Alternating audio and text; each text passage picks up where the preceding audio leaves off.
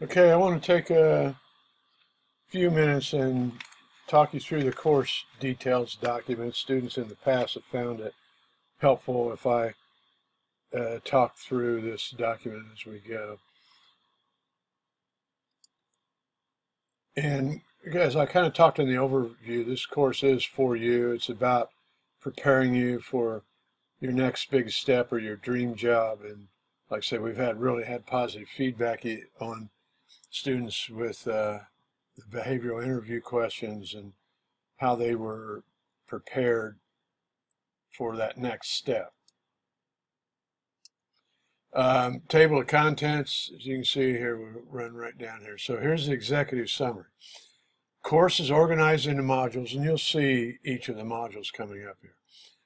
And each module is comprised of a chapter and a case study simulation.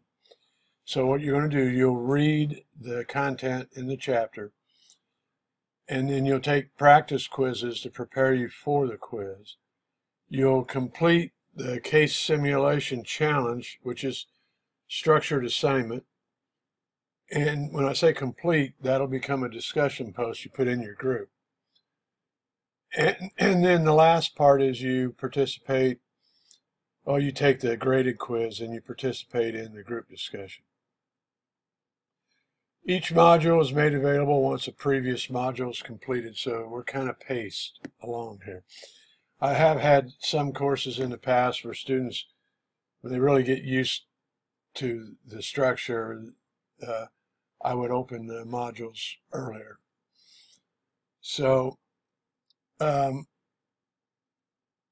some people have asked if we could open the whole thing all at once, and we just found it tends to create chaos if we do that. And I'm sure there's one or two people that would benefit if we did that, but in general it's chaos, so we tend to open them a module at a time. How much content will we cover? And I do want to address this. I think this is important because a lot of textbooks are designed for semesters with a lot of content for every single week. And so if you look at all the reading you have to do and then you start adding assignments, it starts to look like this. It becomes overwhelming, the amount of content you have to go through. So what we've done instead, we've looked at all the major texts, boiled them down into what are really the fundamental core content. And that's become the design of the course. So you're going to get the fundamental content that crosses all these texts, and you'll be able to do a deeper dive into the content. And that's much more useful. You'll end the course taking away more knowledge and skills. So the textbook, it's online, it's free, it's built into Canvas, you don't have to do anything. These are the actual chapters. As you can see right now, you're working your way through Start Here, which is just, you're trying to learn the structure and what we're going to do. At the end of this week, I'll open up this fundamentals module, and then you'll see the text, you'll see the content, you'll start to read, you'll start to do the structured case study assignment, and you'll start to post to your discussion groups and have your discussions. As you can see, these are the fundamental modules: groups, human resources, leadership, motivation, and decision making. Now, we also need to add in there is going to be a midterm exam and a final exam and a spring break. So that starts to fill things up.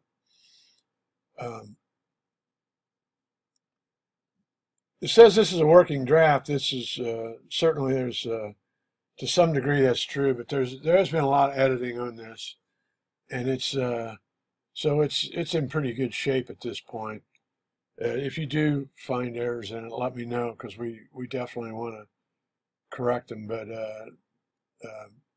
most of it should be corrected. So here's a case simulation that you're going to be dealing with in each module. It's called IDC, a global idea company. And it's a fictitious company, but you'll see there's a lot of detail in there. You'll see dialogue in the case study, and you're part of a special team or unit that's going to deal with problems they experience and make recommendations for resolving those problems. And we'll give you a structure for how to do that. So you'll get your mission by reading and watching episode 1, and then you'll use concepts from the reading, the chapter that you're dealing with, to solve each of the challenges you face. So you know the challenge that you're going to face is going to deal with the content you just read. And then you'll watch and read episode 2 to see the results of all you solved, and then notice where your solutions are having a positive impact. So you'll review the scripts and watch the video for each case simulation. And these videos were actually created by student teams from previous classes. So what does the structure look like? Whoops, let me get going too fast there. I don't know if you can see this or not. I don't know if I can drag this down. Episode 1, you get your mission. There'll be 3 challenges. It goes off my page here. There, let me pull it down.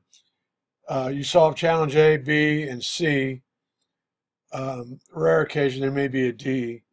And then episode 2, you debrief the results. Okay, on the modules, let me move this back up.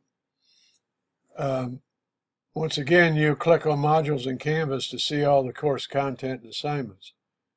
And there are 3 parts within each module: the introduction, the topics, and the conclusion. You'll also see in the competencies and challenges, there'll be up to anywhere from 2 to 4 competencies that extend the reading. And as you can see right down here's an example. You have competency A, challenge A, competency B, challenge B, competency C, challenge C. So they correlate.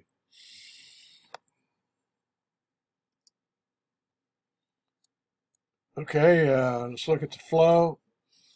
The Canvas calendar, I've went through it several times. I think I've got it where it's pretty accurate. They're the official guides for the due dates. Recommend you set your notifications. Once again, here's a link on how to do that. We've spread these modules evenly over the semester to balance the workload, and each one is made available as the previous one ends. All due times are, it says 11 p.m. unless specified. I think I have 11:59 p.m. on most of the quizzes, for example. And so you'll have windows of time to get your work done, and it's important that you keep up with that. You don't want to get behind. So there's basically 2 steps. Step 1 is individual work. You're going to go through, read the chapter and the content, take your practice quizzes so you're getting more familiar with it. You'll submit your discussion primary post, and once again there's a structure for that, so you'll follow that structure. And then at the end you'll take your module quiz, which is graded. And then in step 2, you'll participate with 9 other students in your group within a discussion, and your objective is to get a minimum of 5 quality posts. And you need to post on different days. Don't post all 5 on one day. And so you'll give feedback, ask questions. So there'll be a lot of interaction. All right, time savers. There's Canvas guides. As you can see, once again, we've hit notifications. Gradebook, how to use the Canvas calendar, help, how to do screenshots. So these are all tutorials. Workload and expectations. You know, I've been teaching online for a long time, and I know sometimes students had a perception that an online class meant there would be less work, and that's not true.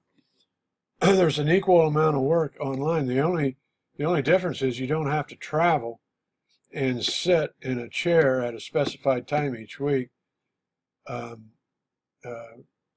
a beginning and an end. That time you have back. But there's still a lot of work to this. You're still going to need to read the text. You're going to have to prepare your discussion posts each week, and discussion posts are important. They're worth 40%, which is a substantial part of your grade. And you're going to need to interact in the discussion with other students, meaning you're going to need to read their posts, and you're going to need to respond.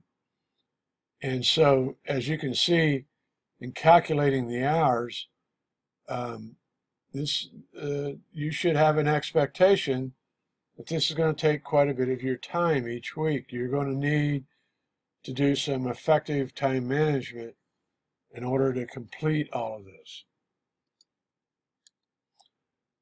Some of the support that's available to you in the Writing Center, and there's a link in the Career Center,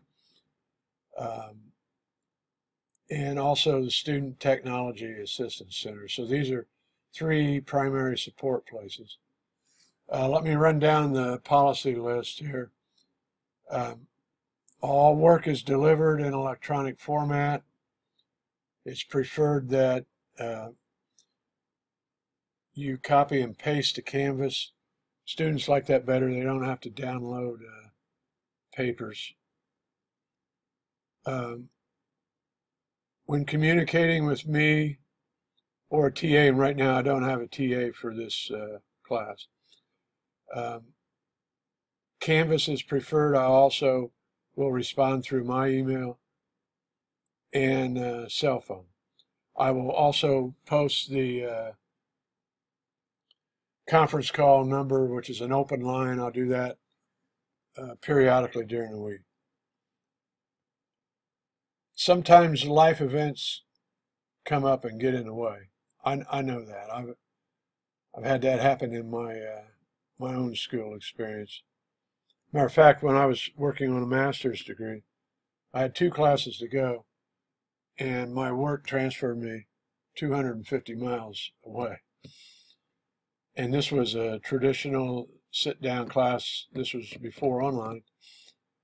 And so it took me a year to figure out how to get those last 2 classes where I actually went back during summer school and got them.